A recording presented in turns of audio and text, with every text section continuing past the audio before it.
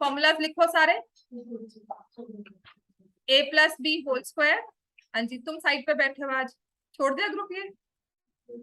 अच्छा इसलिए। ए plus B whole square, ए minus B whole square. अच्छा बैठे 6:30 तक आज? आज तो बैठ जाओ, एक दिन तो पूरा कर लिया ना, फिर कल से बैठना। एक तो ट्राइंगल्स का टेस्ट करके आना कल 5:30 से 6:30 तक बैठकर यहाँ देख, ठीक है? तो कल से बैठना क्योंकि आज शायद ब्लॉक करके जाना, राइट? कल से बैठना यहाँ पर पूरा हफ्ता, एक हफ्ता तो बैठ कर देखो। किसी और को करना है 6:30 तक, 7 o'clock तक यहाँ बैठ जाओ मेरे पास। हाँ जी, तुम्हारी नेक्स्ट क्लास 6:30 है ना, जो मुझे कहा तुम्हारे पेरेंट्स ने। तो 5:30 यहाँ से फ्री हो जाते हो, है ना? तो 5:30 से 6:15 तक यहाँ आराम से बैठो, 45 मिनट और अच्छी पढ़ाई होती है, ठीक है? हाँ, a plus b whole square, a minus b whole square, a square minus b square, then you have a plus b plus c का होल स्क्वायर। वही हो गया बेटा। अच्छा, x plus a into x plus b, ये वाला formula आ गया। then you'll have a plus b का whole cube, a minus b का whole cube, a cube plus b cube, a cube minus b cube, then a conditional identity, this one.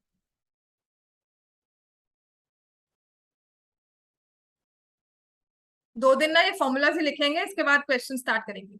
आपने जो भी in between classes miss की होंगी। कौन सा वाला? A square minus B square plus नहीं होता ना? There is no formula for A square plus B square, ठीक है?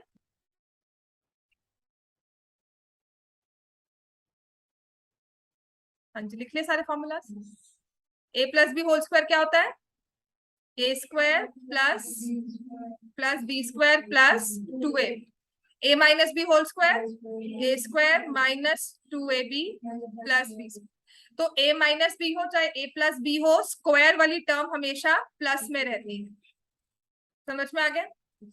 Then a minus B whole square, A square minus B square, ये फैक्टराइज्ड फॉर्म में लिखेंगे, a plus B into A minus A plus B plus C whole square, A square plus B square plus C square plus 2ab 2bc plus 2ac। x plus a into X plus B, X square plus 2x plus a plus B whole cube,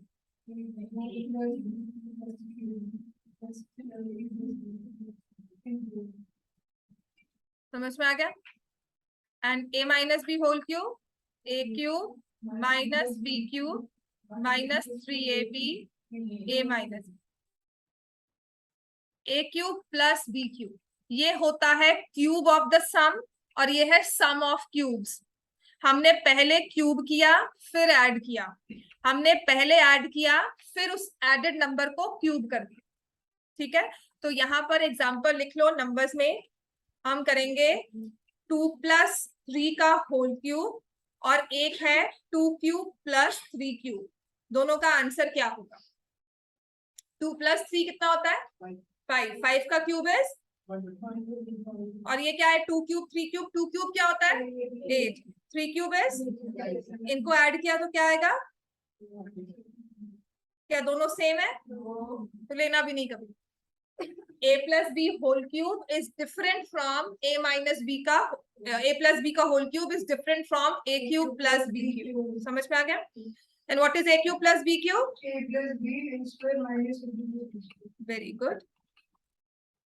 and what is a cube minus b cube?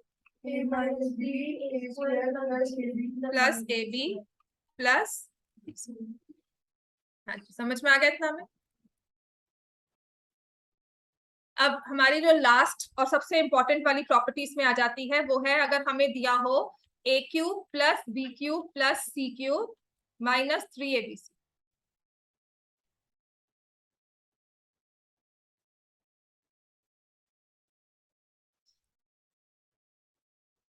इसके लिए हमें अगर इसे factorised form में लिखना है, factorised form होती है प्रोडक्ट ऑफ 2 या 3 टर्म्स की फॉर्म में, तो ये होता है a plus B plus C into A square plus B square plus C square minus A B minus B C minus, मतलब ये सारी चीजें आपकी a plus B plus C तीनों का सम, स्क्वायर्स का सम और आपस में दो दो टर्म्स करके प्रोडक्ट, वो सब ले लेती है कंडीशन। ठीक है, इसको ना इस फॉर्म में भी लिखते हैं, यहाँ पे मैंने हाफ कॉमन लिया a प्लस बी प्लस सी, और जो ये अंदर वाली टर्म है ना, ये आपके परफेक्ट स्क्वायर्स बन जाते हैं। वो कैसे बनते हैं वो अभी नहीं सिखाऊंगी, इनको याद कर लो इस फॉर्मूला को, ये डेरिवेशन बहुत आसान है। ये वाली इसकी ये वाली derivation a minus B whole square b minus C whole square c minus A, इसके साथ बस ये हाफ लग जाता है। समझ में आ गया इतना? राइट, अगर आप इसके स्क्वायर्स ओपन कर दोगे तो 2a square 2b square 2c square हमारे पास आ जाएगा, वो 2 कॉमन थ्रू आउट निकलकर यहाँ से कैंसिल हो जाए। ओनली रीजन हमें वहां से ये हाफ एक्स्ट्रा मिल जाता। समझ में आ गया इतना? अब इसी का सबसे इंपॉर्टेंट जो आगे डेरिवेशन है वो ये कि देखो आपको कहा है a cube plus B cube plus C cube minus 3abc, ये a plus B plus C के, और हाँ क्या जीरो, हाँ तो इसमें ना एक कंडीशनल आइडेंटिटी होती है, इसमें कंडीशन है। वो कंडीशन क्या कहती है कि आपके अगर ये 3 टर्म्स हैं a b एंड c, इनको हमने ऐड किया, दिस इज इक्वल टू 0, तो क्या होगा आपकी ये टर्म 0 होगी। ठीक हो गया, इसको मैं लिख रही हूं like this, a cube B cube C cube minus 3abc is equal to 0 multiplied by this bigger term. अच्छा, 0 से किसी को भी मल्टीप्लाई करो 0, ये 0 आ गया, तो ये आ जाएगा a cube plus B cube plus C cube minus 3abc is equal to 0। तो ये हमारी कंडीशन बनकर आ जाती है कि हमारे पास जो टर्म्स है ए बी सी वो कुछ इस तरह से नंबर्स हैं कि इनको क्यूब के बिना अगर हम ऐड करते हैं, फॉर एग्जांपल एक क्वेश्चन आपको दिखेगा 30 cube plus 18 cube minus 48 cube, find the value, लिखा होगा find the value of, find value of 30 cube लिखो 18 क्यूब माइनस 48।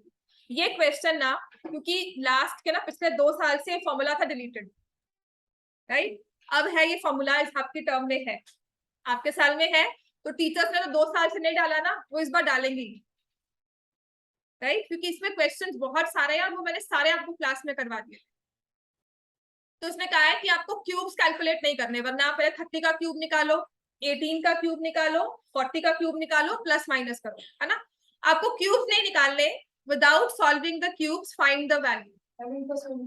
हाँ जी, अब हम क्या करूंगी, क्यूब्स नहीं निकालने, तो जो मेरे फॉर्मूला की लिस्ट में ना I will see the relation कि कहीं किसी से मिलता जुलता कुछ है ये कि नहीं।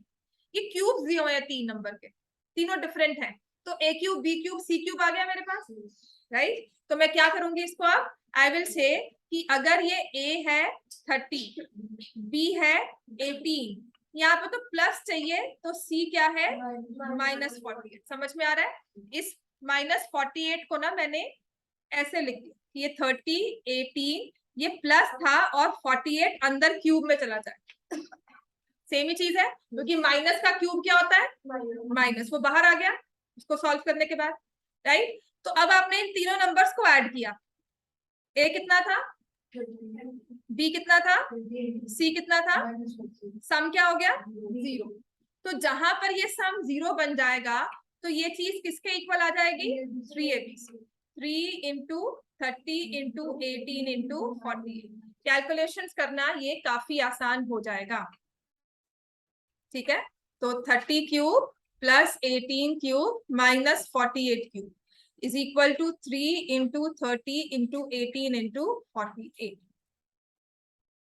इतना समझ में आ गया? यहां तक कोई कंफ्यूजन कुछ रहता हो?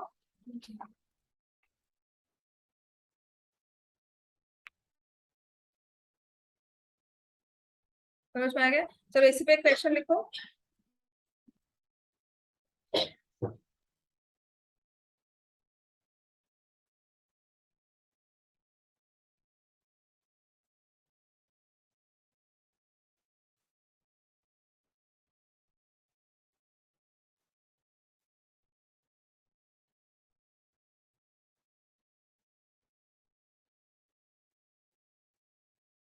if x is equal to 2y plus 6, find value of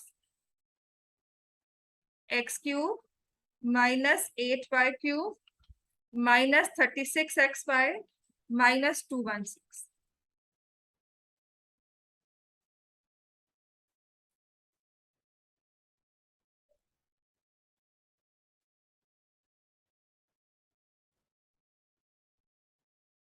ठीक है, अब देखो रिलेशन हमें क्या देखना है, एक हमें दिया हुआ है x और एक दिया हुआ है 2y और एक दिया हुआ है 6।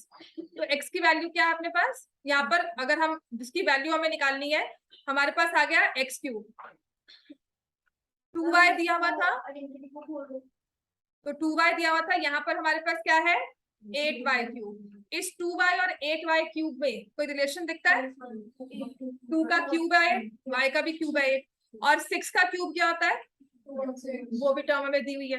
इसका मतलब 3 टर्म्स का अगर क्यूब दिया है ना, तो फॉर्मूला हमारे पास क्या होगा, a cube b cube c cube. समझ में आ गया।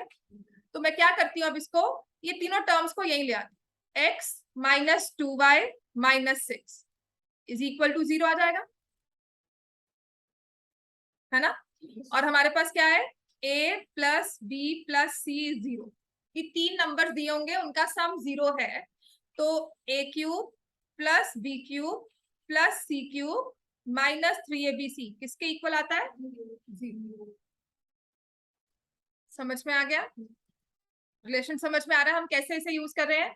आपको जो ये टर्म की वैल्यू निकालने को कहा है ना, इसमें हमारे पास ये 3 क्यूब्स है, और यहाँ पर जो टर्म्स दी हुई है उनके ही क्यूब है, राइट। तो अगर मैं इसमें फॉर्मूला इस हिसाब से लगाती हूँ कि मैंने x का क्यूब किया, माइनस 2y का क्यूब किया, और माइनस 6 का क्यूब किया, minus 3 into x into minus 2y into minus 6, और ये होता है इक्वल टू 0।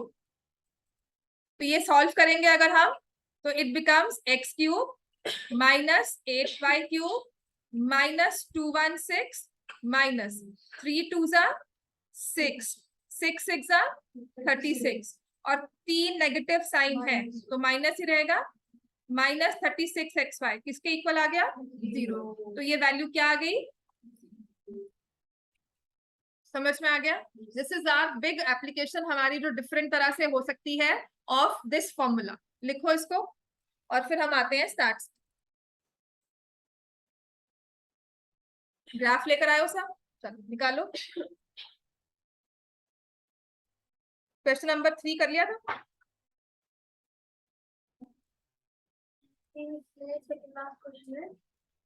मैंने आंसर वन में था क्योंकि सारी कटिंग हो रही थी, तो वन निकली थी 0 निकली। किसमें, सेकंड 17 में। अगर सारी कटिंग होगी तो फिर प्लस माइनस में हुई है ना, तो फिर 0 आएगा। हाँ क्या बात, सर पूरा 5 मार्क्स नहीं प्रोडक्ट प्रोडक्ट में 1 होता है जब सब कट जाता है, तो फिर 0। चेक कर लेती हूँ, फिर चेक कर लेती हूँ फिर भी। चलो करें स्टार्ट। हमारा हमने किया था एक्सरसाइज 14.3, क्या हो गया, एक्सरसाइज 14.3 हम कर रहे थे स्टैटिस्टिक्स।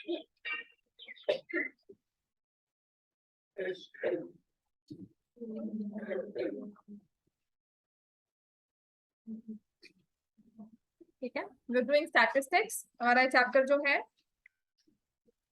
पहले आपने रॉ डेटा की फॉर्म देखी कि नंबर्स हमें इकट्ठे करके दिए हुए हैं, उन्हें हमने ऑर्गेनाइज किया, राइट। ऑर्गेनाइज किया तो नंबर के बेसिस पर इंडिविजुअल भी हम नंबर्स के साथ मैच कर लेते हैं, या फिर जो हमारे लिए अब रेलेवेंट है वो है हम बनाते हैं क्लास इंटरवल्स। ठीक है, फॉर एग्जाम्पल इफ आई से 0 to 5, 5 to 10, 10 to 15, so on, right. तो 0 क्या होता है, 0 को क्या बोलते हैं हम, लोअर लिमिट। 5 को क्या बोलते हैं, अपर। ठीक है, और जो ये 5 to 10 है, इनको हमने क्या बोला, क्लास इंटरवल या फिर सिंपल क्लासेस। ठीक हो गया, right. Then what is class width, class size या क्लास हाइट? फॉर्मूला क्या होता है इसका? हाँ जी बताओ। Upper limit minus lower. जो मैं ये रिवीजन करवा रही हूँ, पहले ये रिवीजन कर लो, ग्राफ बाद में करना। ग्राफ के ज्यादा ना ये 1 मार्क के क्वेश्चन है जिसमें गलती होती है। ग्राफ के लिए मैं आपको टाइम दूंगी कि ओपन कर लो, ठीक है, ड्रॉ कर लो, राइट। जो मैं आपको रोज समझा रही हूँ, ये चैप्टर की एक जनरल सी रिविजन है। मेक श्योर ये टर्म्स बाद में भूल जाते हैं। क्लास इंटरवल क्या हुआ, क्लास हाइट क्या हुई, सब भूल जाओगे। और 1 मार्क में ना क्वेश्चन 20 अगर एमसीक्यू है, 1 मार्क के क्वेश्चन उसमें 1-2 दिख जाएंगे आपको फाइनल्स तक, राइट। तो class size, class width, class height क्या होगा? अपर limit minus lower limit. Class intervals जो हमें क्लासेस बनाकर दी हुई है जिसमें हमने डेटा को डालना है। 0 to 5 और 5 to 10 में क्या होता है? 5 अपर लिमिट, यहाँ पर 5 इज नॉट इंक्लूडेड और नेक्स्ट में 5 इज इंक्लूडेड। ठीक हो गया। और यहाँ से 0 to 5 दिया हुआ है, नेक्स्ट इंटरवल आपको दिया हुआ है 5 to 10। तो इनको हम क्या बोलते हैं? एक्सक्लूसिव। क्लास इंटरवल्स क्या है? ये एक्सक्लूसिव है। ठीक हो गया। कंटिन्यूअस है पर एक्सक्लूसिव है क्योंकि एक्सक्लूड किया हुआ है, अपर लिमिट्स को इन्होंने लिया नहीं हुआ, 5 not included, that's why, right. और एक चीज और थी इसमें, अगर आपको डेटा की रेंज निकालनी होती है, रेंज ऑफ डेटा कैसे निकालते हो? ये 1 मार्क के क्वेश्चन में आता है और कुछ रेलिवेंट नहीं है इसका। Find the range of data क्या मतलब है, क्या है कुछ नहीं, highest value minus lowest value. देखो नहीं याद है ना हमें रेंज क्या होता है, तो लिखो इसको साथ साथ, ये फॉर्मूलाज को लिखना है हमें। मैं आपको ओरली नहीं बोल रही हूँ, मैं लिख रही हूँ यहाँ बोर्ड पे। अगर मैं लिख रही हूँ तो साथ साथ लिखो उसको। ये सब चीजें बाद में आफ्टर अ पॉइंट ऑफ, एक संडे आया बीच में, हम सब भूल गए। Class intervals, classes, upper limit, lower limit, exclusive, class width, class height, class size क्या होगा, और रेंज ऑफ डेटा क्या होती है। और इसी के साथ हम एक चीज करते हैं, क्लास मार्क्स।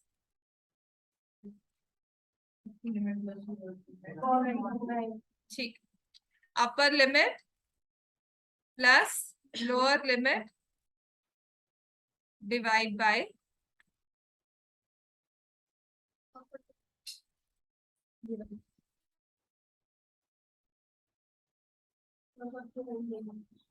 दो वैल्यूज दी हुई है ना, बाद वाली अपर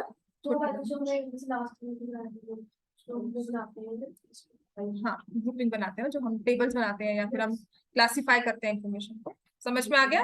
अपर plus lower divide by 2, class marks भी आपके 1 मार्क क्वेश्चन में आता है। ठीक हो गया इतना? समझ में आ गया हमें? अच्छा, इसके बाद ना एक चीज हमने और की थी, आपको डेटा दिया होता है 0 to 5, 5 to 10, 10 to 15, which means से हमें कंटिन्यूअस दिया हो। एक डेटा ऐसे दिया होता है कि 0 to 5, then you have 6 to 10। ठीक है, यहाँ पर let me take it 1 to 5, 6 to 10, देन आपके पास आ जाता है 11 to 15, 16 to 20। इस वाले डेटा को हम क्या बोलते हैं? इंक्लूसिव। क्योंकि इसने क्या किया है, 5 को भी इंक्लूड किया है, 1 को भी। 5 also included here, 1 also included, next में 6 ऑल्सो इंक्लूडेड, 10 ऑल्सो इंक्लूडेड। समझ में आ गया कि अगर हमें डेटा को ऑर्गेनाइज करना है, 5 डालूंगी तो मैं इस वाले इंटरवल में डालूंगी। If a value will be 13, obviously it go here, but if it is 15 तो वो भी इसी में जाएगी। ये तो आपने 8th में ऑर्गेनाइजेशन में किया होगा सारा, है ना। अब जरूरी चीज क्या है कि जब हम ग्राफ ड्रॉ करते हैं ना, तो हमें इंक्लूसिव सीरीज जो है ना वो बहुत बेनिफिट नहीं देती। इससे हम कुछ भी इंटरप्रेट नहीं कर पाते। क्यों? पहले तो होता ही हमारा ग्राफ ना, वो एक्स और वाई जो हमारे यहाँ पे बॉक्सेस हैं वो इतने छोटे से होते हैं, हमारी पेंसिल कभी कभी डबल ओवरलैप करती है पॉइंट्स मार्क करते हैं, राइट। तो जैसे मैंने यहाँ पर लिया कि ये तो 0 है value, and I take it कि यहाँ पे जाके कोई वैल्यू 1 होगी, उसके बाद आई टेक 5, फिर थोड़ा सा छोड़कर फिर लूंगी 6 और फिर लूंगी यहाँ पर 10, राइट। इस वाले ग्राफ में अगर मैं बार्स को ड्रॉ करती हूँ तो वो इतनी अच्छी इंफॉर्मेशन पास नहीं करते, राइट। और फर्दर कैलकुलेशंस के लिए मैं इन्हें यूज नहीं कर सकती। Your graph is capable of answering question like कि इसमें कुछ मेजर्स होते हैं जो हम निकालते हैं एनालाइज करने के लिए, जैसे कि मैंने आपको कहा था मोड निकालो, है ना, लास्ट क्लास में आपने मोड पढ़ा होगा। एक होता है ना कि हाईएस्ट नंबर किसको, हाईएस्ट किसने क्या आप पसंद करते हैं, हाईएस्ट फ्रीक्वेंसी वाला ऑब्जर्वेशन कौन सा है, कौन सा number maximum number of times अकर किया है। ठीक हो गया। जैसे कि आपने अगर किसी मूवी को देखना है या नहीं देखना है तो आप क्या चेक करते हो हमेशा, उसकी रेटिंग्स। किसी ऐप के बारे में अगर आपको इन्फॉर्मेशन चाहिए कि वो अच्छी है या नहीं है तो हम क्या चेक करते हैं, रेटिंग्स। होटल चेक करना हो तो हम क्या चेक करते हैं, रेटिंग्स। तो rating is nothing but mode, rating जो है उन्हें हम मोड कहते हैं। ठीक है, तो उसी चीज को मैं इस ग्राफ के थ्रू बता सकती हूँ कि हमारे डेटा का मोड क्या है, मैक्सिमम लोग किसके पास जा रहे हैं। समझ में आ गया इतना। तो अगर हमारा ग्राफ, अगर हमारी इंफॉर्मेशन एक्सक्लूसिव होगी तो वो हमें ज्यादा हेल्प नहीं कर पाएगी, इंक्लूसिव होगी तो हमें ज्यादा हेल्प नहीं कर पाएगी। इसको हम चेंज करते हैं एक्सक्लूसिव में। तो क्या यूज करते हैं हम, एक चीज होती है एडजस्टमेंट फैक्टर। ठीक है, क्या हम यूज करेंगे, एडजस्टमेंट फैक्टर। एडजस्टमेंट फैक्टर में हमें क्या करना है, 1 to 5 में अपर लिमिट कौन सी है, 5। लोअर लिमिट कौन सी है, हाँ जी लव्या बताओ। 1 to 5 में अपर लिमिट, हाँ, और 6 to 10 में लोअर लिमिट 6। एडजस्टमेंट फैक्टर कैसे निकालते हो, किया भाई, तो ध्यान दो। ठीक है, हाँ, एडजस्टमेंट फैक्टर हम कैसे निकालते हैं, जो आपकी नेक्स्ट क्लास की लोअर लिमिट है 6 और प्रीवियस क्लास की अपर लिमिट, समझ में आ गया। 6 नेक्स्ट क्लास की लोअर लिमिट और 5 प्रीवियस क्लास की अपर लिमिट, इनको करना है माइनस आपस में, इसे करना है डिवाइड बाय 2। क्या आ जाएगा, यूजुअली 0.5 आता है, 99% 0.5 ही आता है। कभी कोई टीचर अलग से क्वेश्चन डाल दे, है ना, तो मैंने आपको वो भी क्वेश्चन करवाया था कि यहाँ 1 to 4 दिया हो, यहाँ पे 6 to 10 दिया हो, 6 to 8 दिया हो, कुछ भी वैल्यू लाइक दैट दी हो हमें, तो हमें करना क्या है, कुछ नहीं, इन दोनों को माइनस करना। समझ में आ गया इतना, राइट। तो यहाँ पे आ गया 0.5। अब हम क्या करेंगे, लोअर लिमिट, हर एक लोअर लिमिट में एडजस्टमेंट फैक्टर को माइनस, हर एक अपर लिमिट में एडजस्टमेंट फैक्टर को प्लस। ये मैं क्यों करवा रही हूँ करवाई हुई चीज, क्योंकि नेक्स्ट हम यही करने वाले हैं, ग्राफ ड्रॉ करने के लिए ना, आगे के डेटा जो दिए होंगे उसमें यही करना है।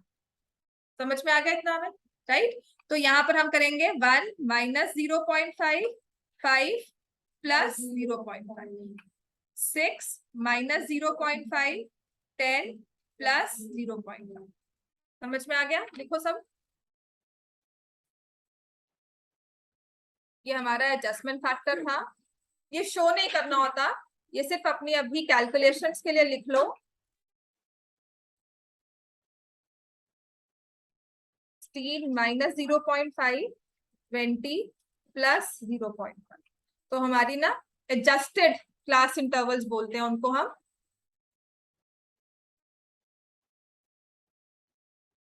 तो एडजस्टमेंट फैक्टर हम लेते हैं 6 माइनस 5/2। तो हमारी एडजस्टेड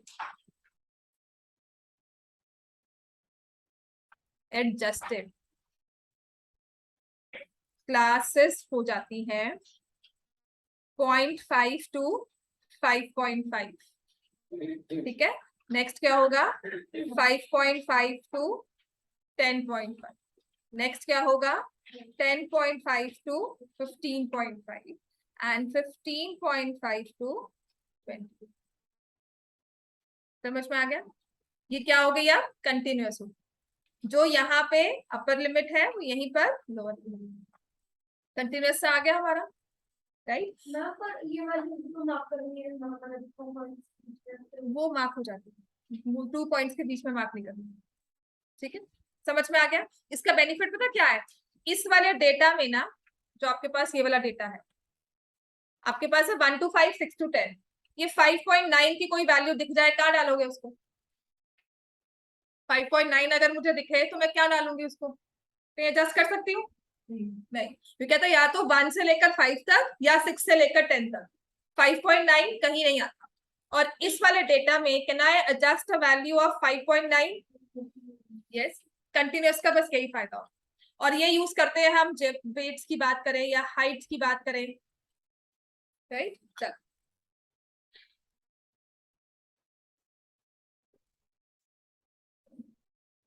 तो नेक्स्ट हम करेंगे अब question number 4,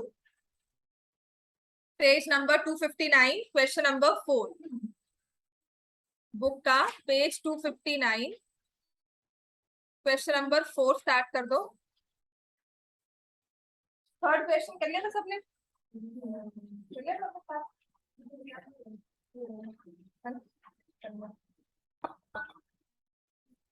The length of 40 leaves of a plant are measured correct to 1 millimeter and the obtained data is represented in the following table.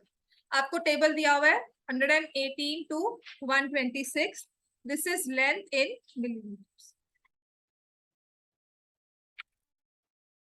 127 to 135, 136 to 144, 145 to 153, 154 to 162, 163 to 171, 170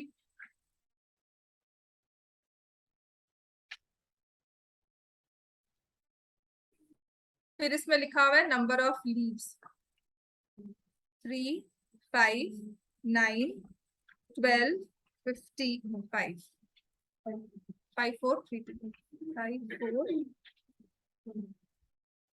समझ में आ गया? Question कहता है draw histogram, histogram बनाना है इसे हमें, है ना। तो हिस्टोग्राम तो ऐसे वाले डेटा में बन ही नहीं सकता, तो हम क्या करेंगे पहले इसको, हाँ जस्ट उसमें करेंगे कन्वर्ट एक्सक्लूसिव में।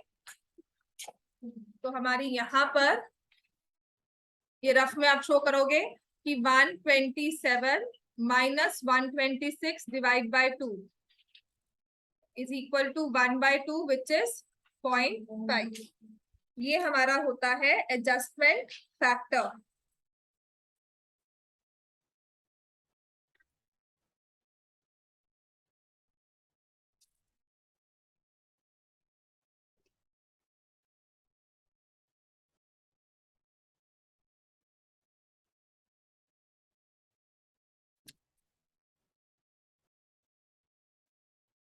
ठीक है, आपकी बुक में कहीं मेंशन नहीं किया हुआ पर समझाना आसान हो जाता है। If I write it as adjustment factor तो कुछ नहीं है, हमारी जो एडजस्टेड क्लासेस है ना, आप इसको लिखोगे क्या बन जाएंगे यहाँ पर 117.5 टू 126.5। नेक्स्ट 126.5। तो ग्राफ पेपर में आपको लिखना होगा सारा, ये साइड पर लिखोगे एडजस्टेड क्लासेस। ठीक हो गया, लिखो सारे। फ्रीक्वेंसी में कोई फर्क नहीं पड़ेगा, वो ऐसी की ऐसी रहेंगी।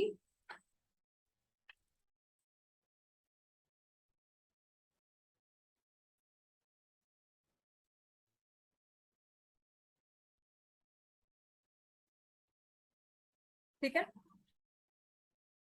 क्लास साइज क्या हो गया आप बताओगे? आप क्लास साइज 9 हो गया, पहले कितना था? 9 था। अगर सिंपल माइनस करते हैं तो 8 था, पर क्योंकि 126 को इंक्लूड किया हुआ है तो वो 9 ही हो जाता है, राइट। लेकिन अब एक्चुअल क्या हो चुका है, क्लास साइज इज 9। अब वो कहता है इस इंफॉर्मेशन को ना ग्राफ पे ड्रॉ करके हिस्टोग्राम बनाओ। ठीक है, राइट। ग्राफ पेपर निकालेंगे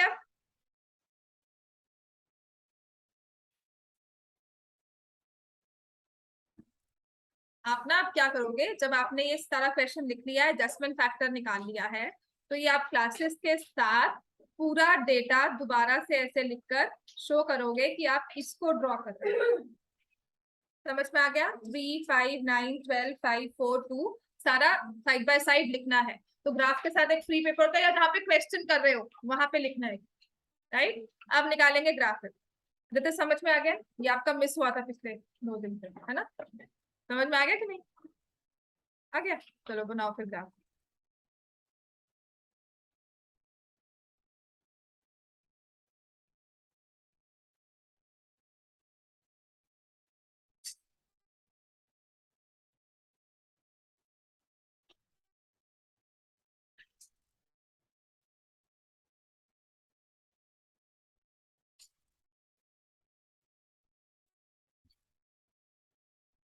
right, this is my graph paper. मेरे पास जो डेटा आया हुआ है वो ये है।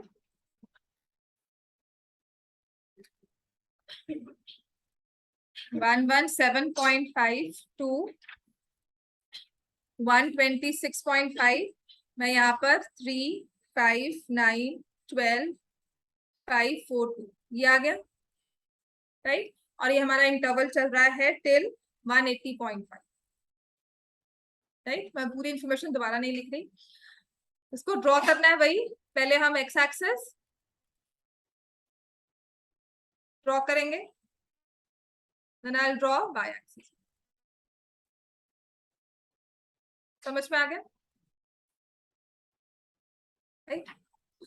दिस इज 0,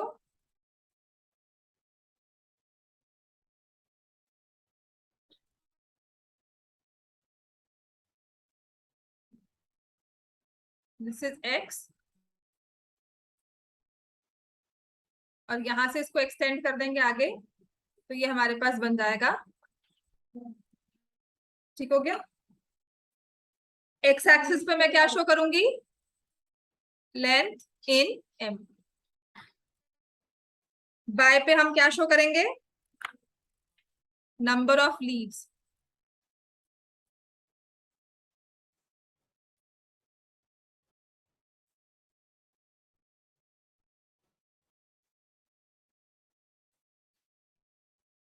ठीक हो गया।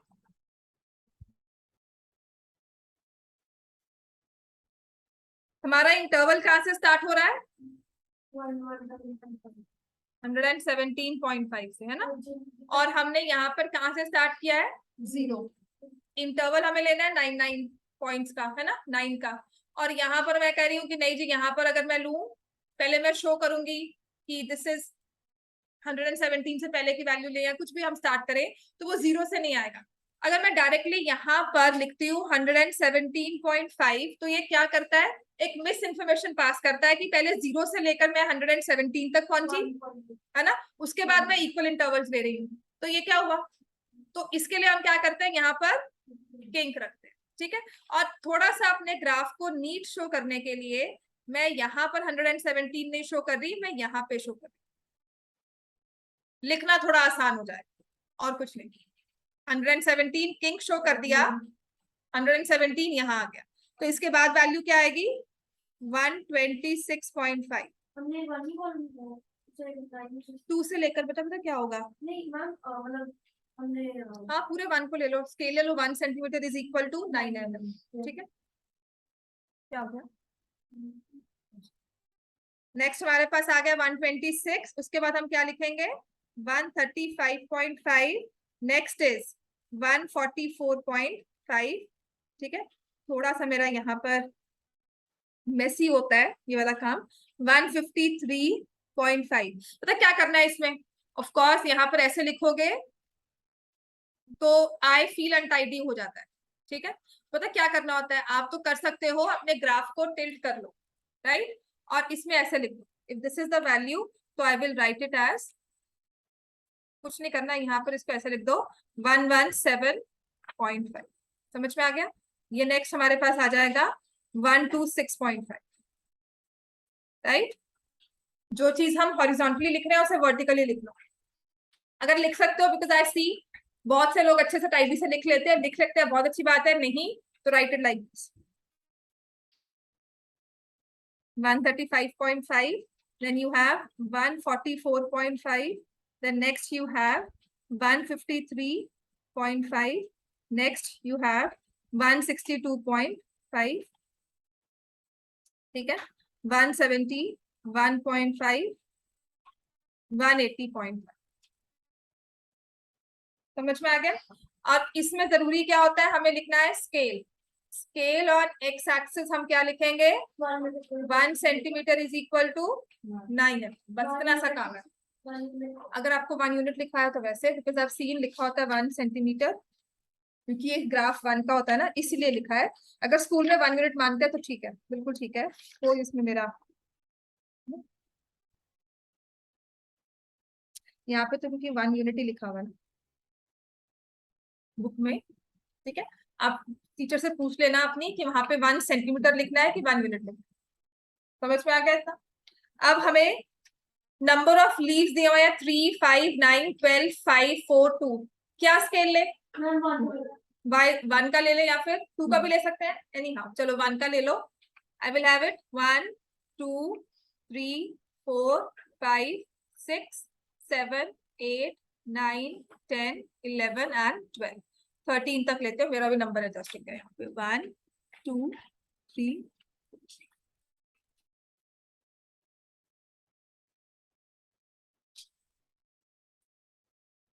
And this is y axis. हाँ जी, साथ ही लिख दो y एक्सिस का स्केल क्या है। क्या है scale? 1 centimetre is equal to 1 leaf. 1 centimetre show करता है 1 लीफ। तो आपकी फर्स्ट इंटरवल में कितने लीव्स हैं? 3 है ना? हाँ जी, तो हम वैसे शो कर देते हैं इन्फॉर्मेशन को। टेक योर स्केल, ये आपने इंटरवल यहां से लिया है। I will take it till. समझ में आ गया ये? चलो ड्रॉ हो जाएगा अब ये। नेक्स्ट करो। 126.5 से 135.5 तक वी हैव 5।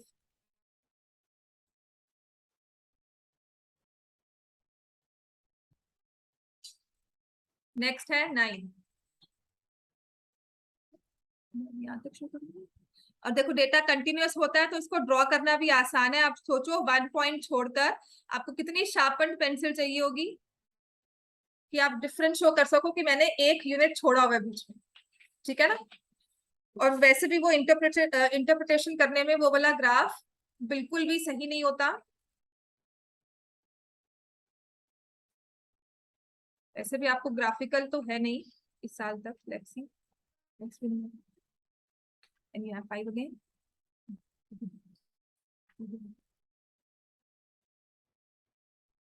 समझ में आ गया सबको?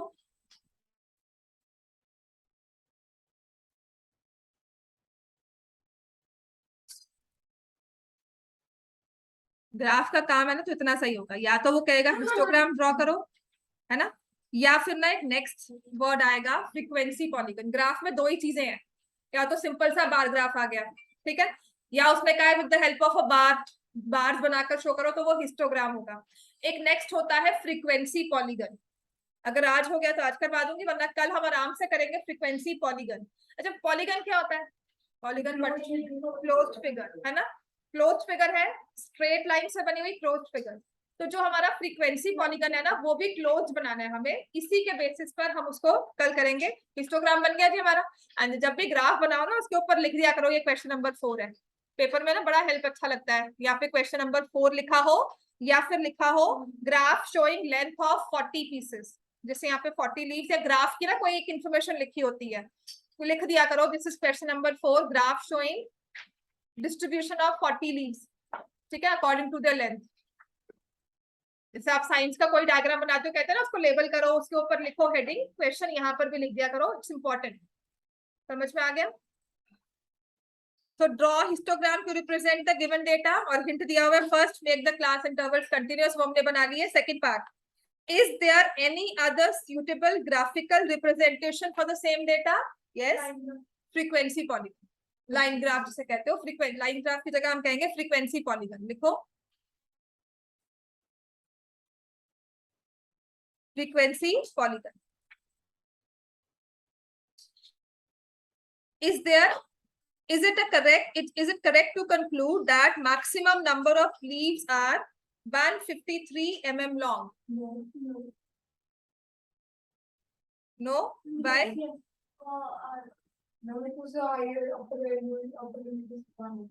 Because they lie in the interval.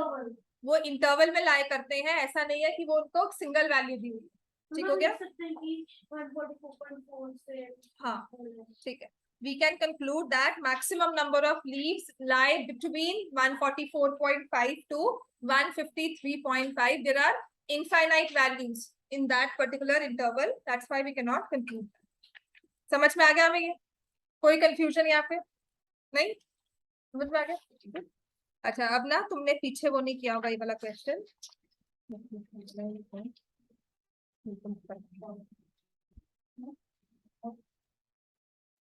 Example number 9 पर ना पहले ड्रॉ करो पेज 256 एग्जाम्पल 9। अच्छा, एक क्वेश्चन पता है क्यों इंपॉर्टेंट है? क्योंकि इसमें स्केल लेना होता है हमेशा, तो प्रैक्टिस के लिए करवा रही हूँ। Example 9 page 256, example 9 page 256। और उसके बाद पेज 249 पर टेबल दिया हुआ है, इसको भी आप ड्रॉ कर सकते हो in the form of a histogram. दोनों ये भी ड्रॉ करो, पेज 249 टेबल 14.6। क्वेश्चंस ना इन्हीं सब में आएंगे, इन्हीं सब में से कोई ना कोई क्वेश्चन हमारे पास आएगा। जरूरी चीज ना क्या है, हमने किंक बनाया हो, स्केल लिखा हो, एक्स एक्सिस लेबल की हो, वाई एक्सिस लेबल की हो, एरो बनाए हो, यहाँ एक्स लिखा हो, एरो बना के वाई लिखा हो। ठीक है, पहले क्वेश्चन नंबर एग्जाम्पल मैंने बोला था आपको, एग्जाम्पल 9, एग्जाम्पल 9 इजी क्वेश्चन है। एग्जाम्पल 9 इसको शो करना भी बहुत आसान है, ग्राफ पे बनाओ। चलो पहले हम करेंगे एग्जाम्पल 9। इसमें ना अब आपकी दो चीजें रह गई, एक है फ्रीक्वेंसी पॉलीगन, एक होता है जब हमारे पास अनइक्वल क्लास इंटरवल्स होते हैं, जो कि अनदर इंपॉर्टेंट क्वेश्चन है आपके सिलेबस में। ठीक है, उसको हम कैसे शो करेंगे? कल या परसों तक ये चैप्टर आपका पूरा खत्म हो जाएगा। ठीक है, उसके बाद प्रोबेबिलिटी स्टार्ट करवा दूँ।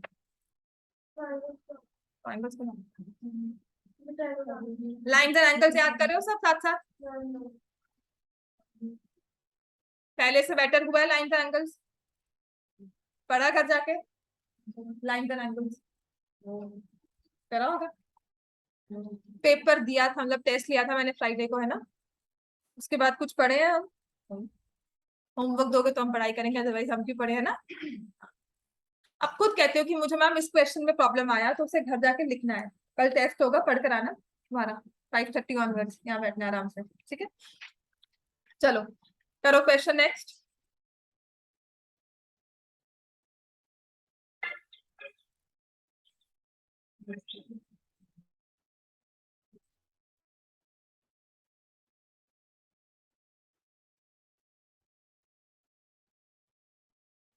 तो हमें ये इंफॉर्मेशन दी हुई है, cost of living index 140 to 150, 150 to 160, so on till 200. Number of weeks है 5, 10, 20, 9, 6 and 2.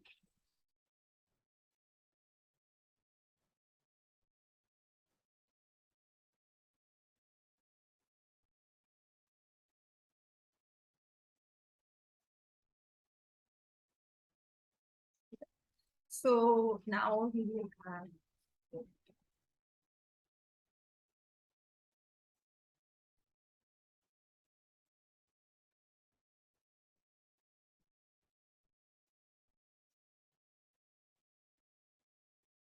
Daphne. No,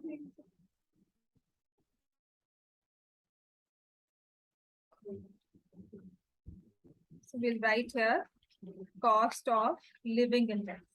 ये ना सारे ग्राफ पेपर अपने पास संभाल के रखना, बिकॉज इसी में फर्दर हमें ड्रॉ करने हैं फ्रीक्वेंसी पॉलीगन।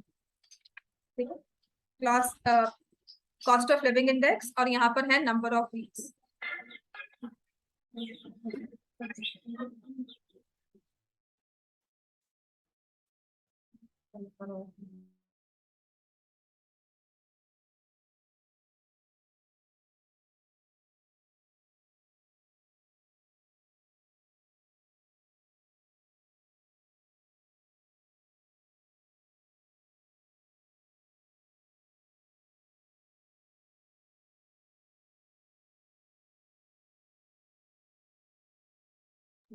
समझ में आ गया? Number of weeks cost of living index. यहाँ पर हम अगर वैल्यू ले रहे हैं, I will show the value here as 140, फिर 150, 160, 170।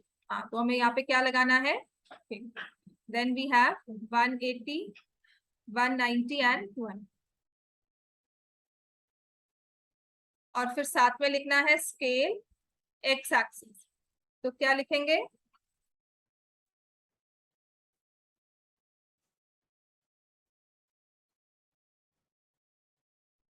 1 centimetre is equal to 10 units है ना, बिकॉज इसका तो दिया ही नहीं होना, कॉस्ट ऑफ लिविंग इंडेक्स तो रुपीज में होता है, बाकी तो इंडेक्स है ही, ठीक है। तो 1 centimetre is equal to 10 units, जो भी रिस्पेक्टिव होगा। 10 यूनिट्स है इंडेक्स जो भी हमें लिया हुआ है, उसके हिसाब से हम ले लेंगे 1 सेंटीमीटर एज 10 यूनिट्स। और यहाँ पर हमें स्केल लेना है, हमारे पास है 5, 10, 20, 9, 6, 2। 2 का ले लेते हैं, है ना, 2 का इजी है, हम वैल्यूज भी शो कर सकते हैं। 2, 4, 6, 8, 10। 5 बहुत छोटा सा हो जाएगा, हाँ ले लिया तो ठीक है। अगर 5 लेना तो फिर आप 2 का ले सकते हो, मतलब 2.5 का ले लो आप। 5 यहाँ तक ले लो, फिर 10 ले लो, वो पर बहुत ही मतलब वैल्यूज फिर वो आपकी पॉइंट्स में आएंगी, ठीक है। ठीक,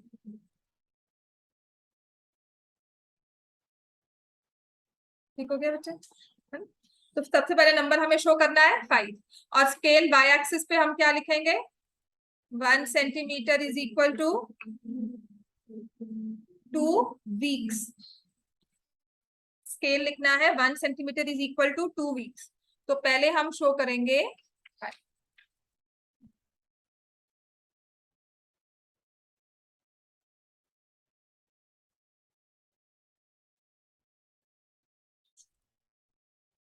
फिर नेक्स्ट हम शो करेंगे 10।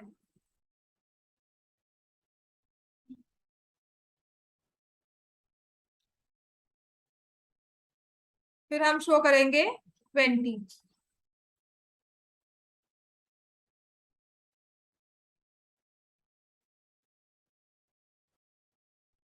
फिर हम शो करेंगे 9।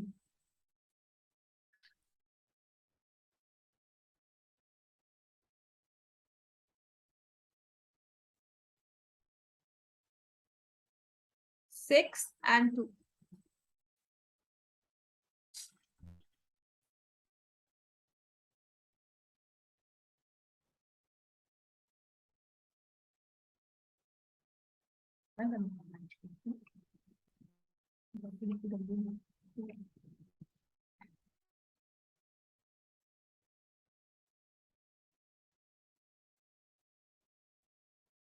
समझ में आ गया इतना, ठीक है। अब नेक्स्ट आ जाओ, आपके पास जो ग्राफ है,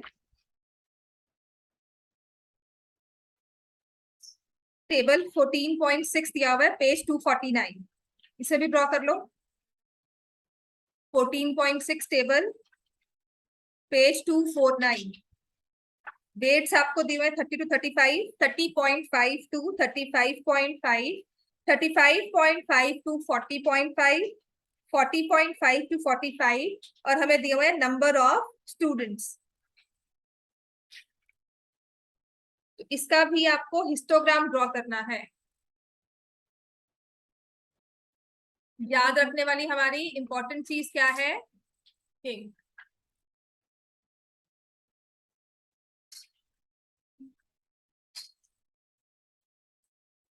समझ में आ गया इतना, चलो नेक्स्ट ईयर ड्रॉ करो, उसके बाद छुट्टी है, ठीक है।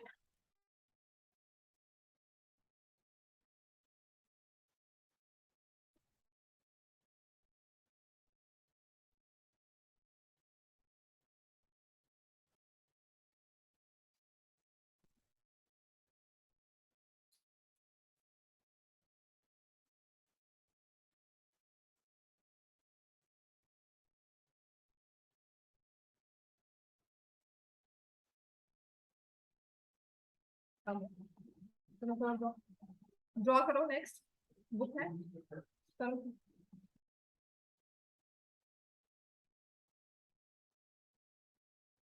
ना पढ़ना शुरू कर दो।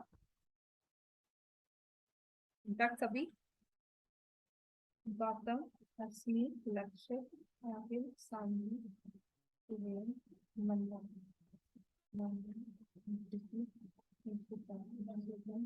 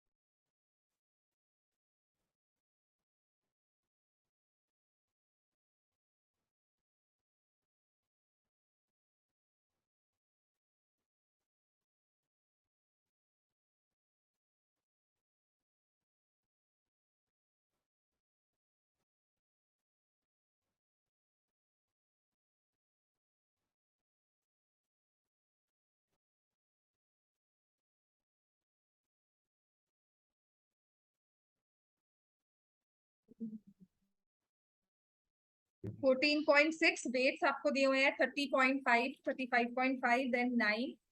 शो कर लोगे ना इसको, हिस्टोग्राम तो बन जाएगा। जरूरी चीजें क्या है, स्केल लिखना है, एक्स और वाई लेबल करना है, 0 ओरिजिन जो है हमारा वो मार्क होगा, देन यूल राइट किंक जहां पर आएगा उसे मार्क करना है हमें।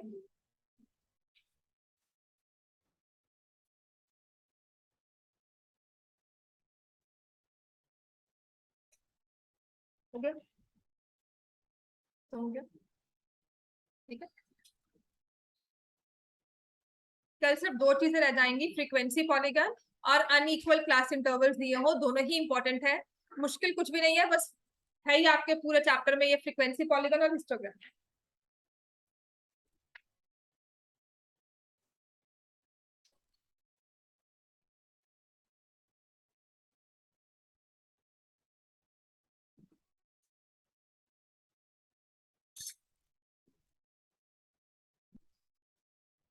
मुझे ग्राफ दिखा दो, उसके बाद जाओ दिखाओ। अगर ये हो गया 14.6 टेबल,